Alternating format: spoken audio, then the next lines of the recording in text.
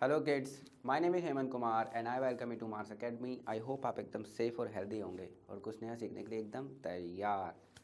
तो आपको जैसे कि पता ही है कि हम अपना चैप्टर 2 कंपोनेंट्स ऑफ फूड हम परस्यू कर रहे हैं और बहुत अच्छी अच्छी इंपॉर्टेंट चीज़ें हम जान चुके हैं। उनमें क्या जाना हमने, कंपोनेंट्स ऑफ फूड मतलब जो न्यूट्रिएंट्स होते हैं, कार्बोहाइड्रेट्स, फैट्स, वाइटामिन्स, मिनरल्स, उनकी इंपॉर्टेंस क्या होती है, हमें वो क्यों ज़रूरी होती है, उनकी नेसेसिटीज़ क्या होती हैं। ठीक है, अब जो हमारा नेक्स्ट टॉपिक है वो है बैलेंस डाइट। बैलेंस डाइट मतलब एक संतुलित आहार।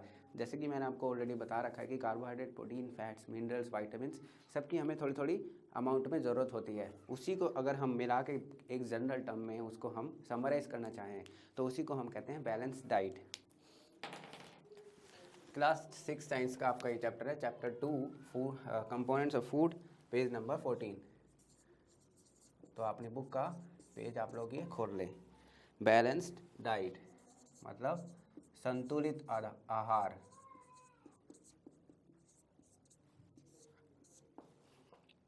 मतलब जो आहार एकदम बैलेंस है, जिसमें न्यूट्रिएंट्स हों सारे के सारे और रिक्वायर्ड अमाउंट में जो आपको बॉडी के लिए चाहिए वो उसमें अवेलेबल हों। The food we normally eat in a day is our diet. जो हम खाना, जो हमारे जो व्यंजन है, हमारे जो खाद्य पदार्थ जो हम कंज्यूम करते हैं, लेते हैं, उसे ही हम अपनी डाइट कहते हैं, आहार कहते हैं। क्या कहते हैं? आहार। For growth and maintenance of good health, our diet should have all the nutrients that our body needs। ये तो हम सबको अच्छी तरह से पता ही है कि ग्रोथ और मेंटेनेंस ऑफ गुड हेल्थ, एक अच्छी सेहत के लिए हमें सारे के सारे न्यूट्रिएंट्स चाहिए कुछ ना कुछ अमाउंट्स में, in right quantities, not too much of one and not too little of the other. ना किसी का कम हो, ना किसी का बहुत ज़्यादा हो जाए। The diet should also contain a good amount of roughage and water. Roughage and water की क्या इंपॉर्टेंस होती है वो हमने ऑलरेडी पढ़ी है। वो हमें कोई न्यूट्रिएंट तो नहीं देते, ना वो हमारे बॉडी बिल्डिंग होते हैं, ना एनर्जी गिविंग होते हैं, बट वो डाइजेस्टिव सिस्टम में हमारे हेल्प करते हैं, हमारे पेट को फुलनेस की फीलिंग देते हैं, रफेज देता है। Such a diet is called balance diet. जिसमें हर एक न्यूट्रिएंट रिक्वायर्ड अमाउंट में प्रेजेंट हो, उसी को हम क्या कहते हैं? बैलेंस डाइट, संतुलित आहार कहते हैं। Do you think that people of all ages need the same type of diet? क्या आपको लगता है कि सभी एज के जो पर्सन्स हैं उनको एक ही प्रकार की डाइट चाहिए? तो बेटा ऐसा नहीं है, अलग अलग एज में आपको अलग अलग प्रकार की डाइट चाहिए होती है। जैसे कोई 5 ईयर ओल्ड किड है और कोई 22 ईयर ओल्ड यंग अडल्ट है, और जैसे कोई 60 ईयर ओल्ड पर्सन है, तो उनकी बैलेंस डाइट की जो रिक्वायरमेंट होंगी वो अलग अलग होंगी, क्योंकि उनकी जो बॉडी रिक्वायरमेंट्स है वो अलग अलग हैं। जैसे यहाँ पे फिजिकल एक्टिविटी बहुत ज़्यादा होगी, इन दोनों केसेस में फिजिकल एक्टिविटी थोड़ी सी कम होगी, लेकिन यहाँ पे जो ग्रोइंग एक्टिविटी, आपकी प्रोटीन्स आपको बहुत अच्छे चाहिए होंगे। यहाँ पे आपको प्रोटीन्स अगर थोड़े कम भी मिले तो अच्छे सही है, लेकिन मिनरल्स और वाइटामिन्स आपको इस एज में अच्छे अमाउंट में चाहिए होंगे। तो ऐसा ज़रूरी नहीं है कि हर एज के इंसान को एक ही बैलेंस डाइट से सारा जो उसके न्यूट्रिएंट्स है वो मुहैया हो सके, अवेलेबल हो सके। Do you also think that what we need for a balance diet would depend on the amount of physical work that we do? आपको ये भी लगता है कि जो बैलेंस डाइट है वो डिपेंड करती है हमारे फिजिकल वर्क पे जो हम करते हैं? थोड़ा बहुत हल्का फुल्का करती है और थोड़ा बहुत नहीं भी करती है। ऐसा नहीं है कि अगर आप फिजिकल काम कर रहे हैं तो उसी दिन आप बैलेंस डाइट लेंगे, बाकी दिन अगर आपकी हॉलीडे है, वेकेशन पे जा रहे हैं, तो आप बैलेंस डाइट नहीं लेंगे। तो ऐसा नहीं होता, आपको कुछ एक रिक्वायर्ड न्यूट्रिएंट्स तो चाहिए ही चाहिए।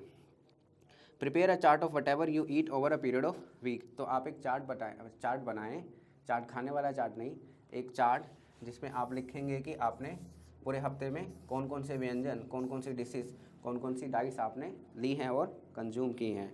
ठीक है। Check whether all the nutrients mentioned are present. और देखिए जो आपने चार्ट बनाया है तो आपको पता चलेगा कि जो आपकी डाइट्स थी वो बैलेंस थी या फिर नहीं थी। अगर वो बैलेंस थी तो बहुत मज़े की बात हो जाएगी। Or the other food items being eaten within a day or so.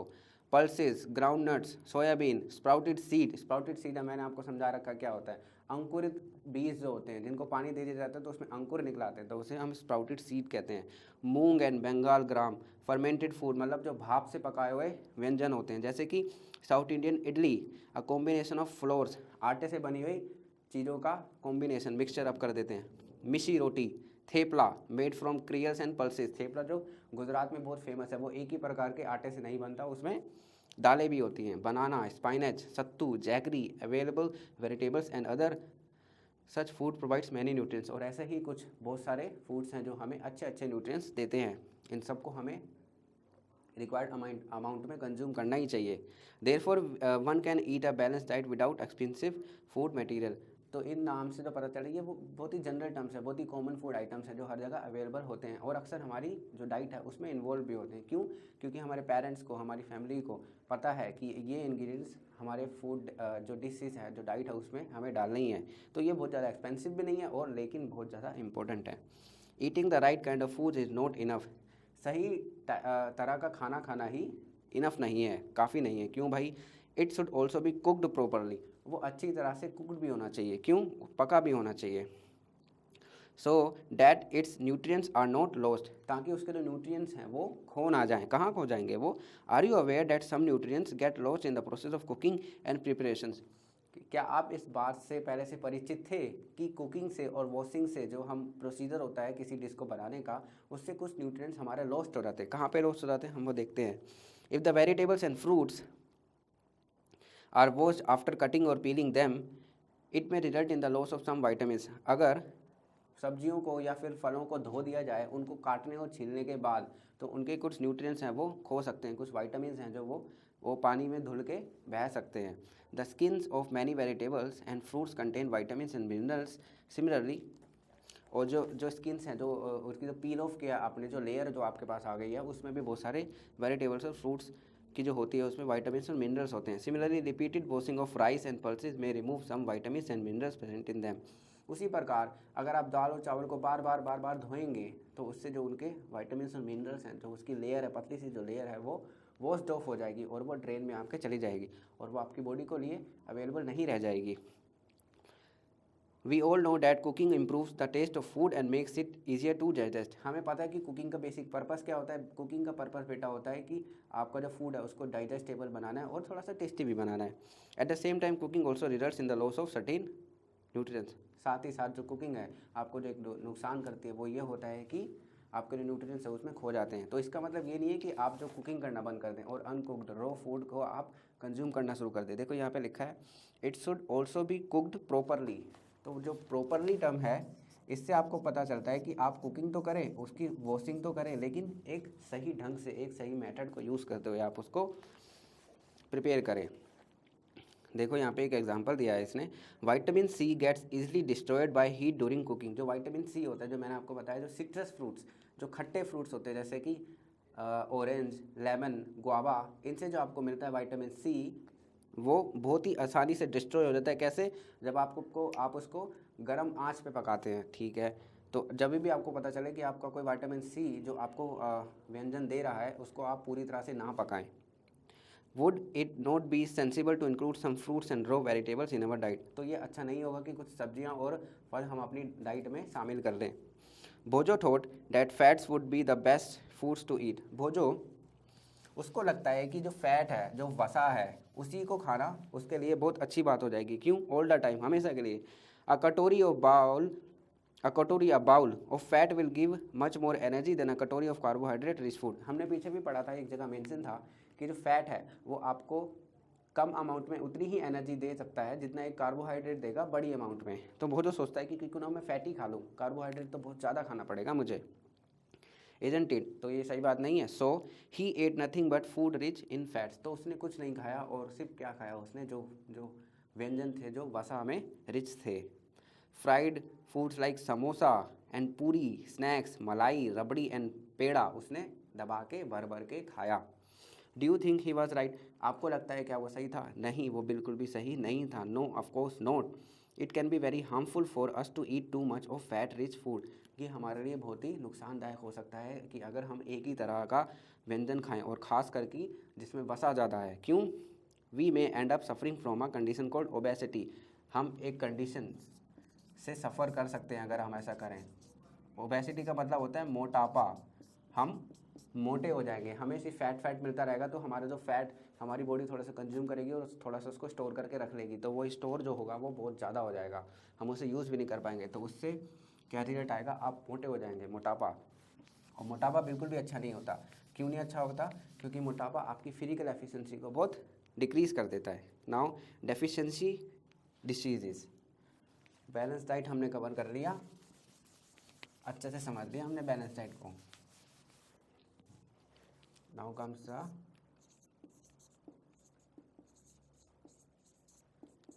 Deficiency, क्या है, diseases, page number 15। A person may be getting enough food to eat, हो सकता है कि किसी व्यक्ति को अच्छा खासा खाना मिल रहा हो खाने के लिए, बट समटाइम द फूड में not contain a particular nutrient, लेकिन ऐसा भी संभव है कि उस फूड में वो न्यूट्रिएंट अवेलेबल ना हो जो उसकी बॉडी को चाहिए।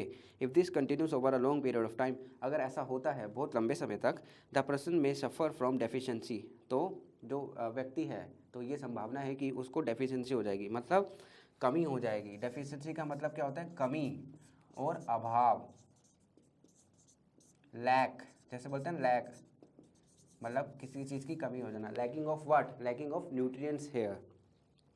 Deficiency of one or more nutrients can cause diseases or disorders in our body. Diseases that occur due to lack of nutrients over a long period are called deficiency diseases. जो diseases होती हैं, जो बीमारियां हमें होती हैं किसी nutrients की कमी की वजह से, उन्हें हम कहते हैं डेफिशिएंसी डिसीजेज। डेफिशिएंसी का मतलब क्या होता है, अभाव और कमी, और डिसीज का मतलब होता है बीमारी। ठीक है। If a person does not get enough proteins in his or her food for a long time, अगर कोई व्यक्ति अपने डाइट में प्रोटीन्स अच्छी संपूर्ण मात्रा में नहीं ले रहा है तो क्या होता है, he or she is likely to have stunted growth. Proteins कौन से होते हैं, हमने ऑलरेडी पढ़ा है। प्रोटीन्स क्या होते हैं, बॉडी बिल्डिंग होते हैं बेटा, बॉडी बिल्डिंग फूड्स होते हैं। अगर आपको प्रोटीन्स कम मिलेंगे तो आपकी बॉडी बिल्ड नहीं करेगी। बिल्ड नहीं करेगी मतलब आपकी स्टंटेड ग्रोथ, रुकी हुई ग्रोथ हो जाएगी आपकी हाइट नहीं बढ़ेगी, आपका बॉडी वेट नहीं बढ़ेगा, ये सब चीज़ें हो सकती हैं अगर आप प्रोटीन्स जो हैं वो कम लें। स्वेलिंग ऑफ फेस, आपका जो चेहरा है वो फूल जाएगा। डिसकलरेशन ऑफ हेयर, जो आपके बालों के हेयर्स हैं वो डिसकलर, मतलब जो उसका नेचुरल कलर होना चाहिए वो फेड होता जाएगा। स्किन डिसीजेस एंड डायरिया, आपको दस्त भी हो सकते हैं, और त्वचा से जुड़ी हुई बीमारियां भी आपको हो सकती हैं।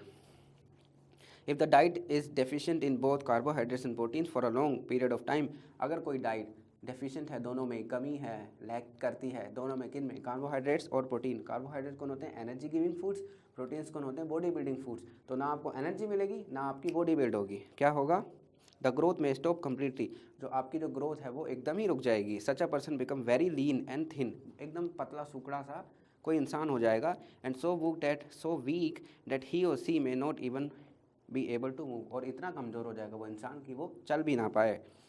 Deficiency of different vitamins and minerals may also result in certain diseases and disorders. Deficiency कुछ vitamins और minerals की आपको दे सकती है कुछ ऐसे disorders जो कि बहुत स्पेसिफिक हैं, जो particular है। अगर आपको vitamin और mineral नहीं मिला होगा तो आपको उसी प्रकार के diseases हो जाएगी। Some of these diseases are mentioned in table 2.3. ऐसी कुछ diseases table 2.3 में mention है जिसको हम पढ़ेंगे। All deficiency diseases can be prevented by taking a balanced diet. सभी प्रकार की डेफिशिएंसी डिसीज़ को रोका जा सकता है किसके द्वारा, बैलेंस डाइट को फॉलो करके। क्योंकि बैलेंस डाइट में बेसिकली होता क्या है, आप हर न्यूट्रिएंट, हर component of food, carbohydrate, fat, vitamins, minerals और स्टार्च जो भी होते हैं, आप उनको रफ फेज एंड वाटर, आप उन सभी को रिक्वायर्ड अमाउंट में, रिक्वायर्ड क्वांटिटी में कंज्यूम कर रहे हैं। In this chapter, we asked ourselves the reason why widely varying food item different regions had a common distribution. हाँ, इस चैप्टर में हमने अपने आप से पूछा था कि अलग अलग जगहों पे जो वेरिएशंस होते हैं फूड के वो अलग अलग होते हैं, लेकिन उसमें एक कॉमन चीज़ ज़रूर होती है। वो कॉमन चीज़ क्या है, हर एक रीजन का जो फूड होता है वो आपको बैलेंस डाइट देने की कोशिश करता है। This distribution we find ensures that our meals have a balance of the different nutrients needed by the body. तो वो जो कॉमन चीज़ है वो ये है कि आपकी जो हर फूड आइटम है वो आपको बैलेंस डाइट देने की कोशिश करता है। तो यहाँ पे ये टेबल 16 है, पेज नंबर 16 पे आपका टेबल है 2.3। ये बहुत इंपॉर्टेंट टेबल है बेटा, अगर आप इसे मेमोराइज कर सके तो बहुत ही अच्छी बात हो जाएगी। देखो यहाँ पे लिखा है वाइटामिन और मिनरल्स, और दूसरे कॉलम में क्या है, डेफिशिएंसी डिसीजेस और डिसऑर्डर, और इन वाइटामिन और मिनरल्स की कमी से आपको कौन कौन से डिसीज और डिसऑर्डर्स हो सकते हैं, और उनके सिम्टम्स भी इन्होंने बहुत अच्छी तरह से लिखे हैं। तो मैं भी उन्हें एक बार लिख देता हूँ।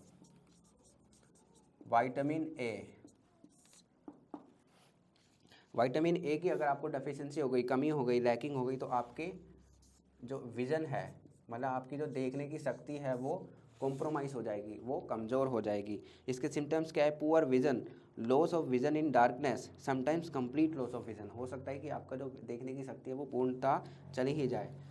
सेकंड है विटामिन B1, इससे आपको एक डिसीज़ होती है जिसका नाम है बेरी। इसके सिम्टम्स क्या होते हैं? वीक मसल्स, आपकी जो मसल्स हैं वो कमज़ोर होंगी, and very little energy to work, और आपको काम करने में भी बहुत परेशानियों का सामना कर सकता है। और अगर आपकी मसल्स ही वीक होंगी तो आप काम कर ही नहीं सकते। विटामिन C,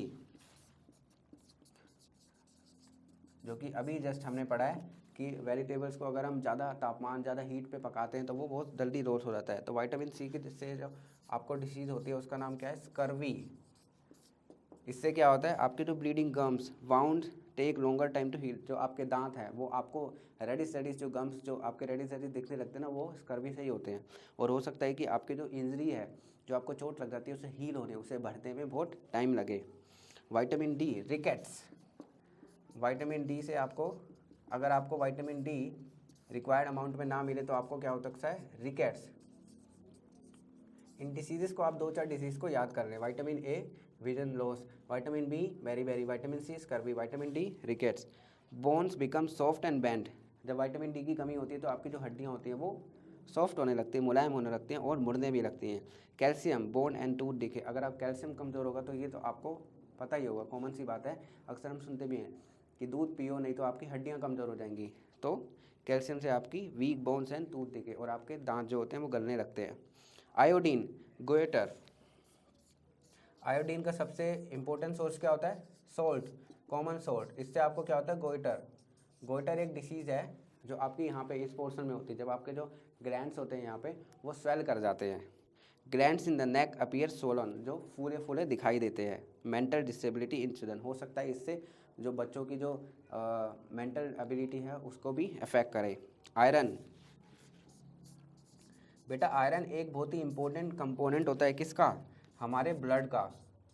तो अगर हमारे ब्लड में आयरन की कमी हो गई तो डेफिनेटली क्या होगा? वीकनेस होगी। ब्लड क्या करता है? ऑक्सीजन को कैरी करता है, और ऑक्सीजन को कैरी करने की अगर उसकी क्षमता कम हो गई तो हमें कमजोरी महसूस होगी। तो आज हमने अपने इस चैप्टर में balance diet, deficiency of disease और बहुत अच्छी सी ये टेबल को हमने कर लिया है। नेक्स्ट पार्ट में हम इसकी एक्सरसाइज को कंप्लीट करेंगे और ये चैप्टर हो जाएगा हमारा ख़त्म।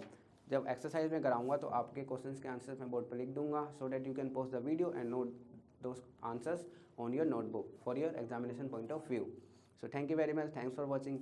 Please do subscribe our channel and press the notification bell icon so that you can get the immediate notifications of our upcoming videos. Thank you very much. Be humble, be safe, be healthy. Thank you.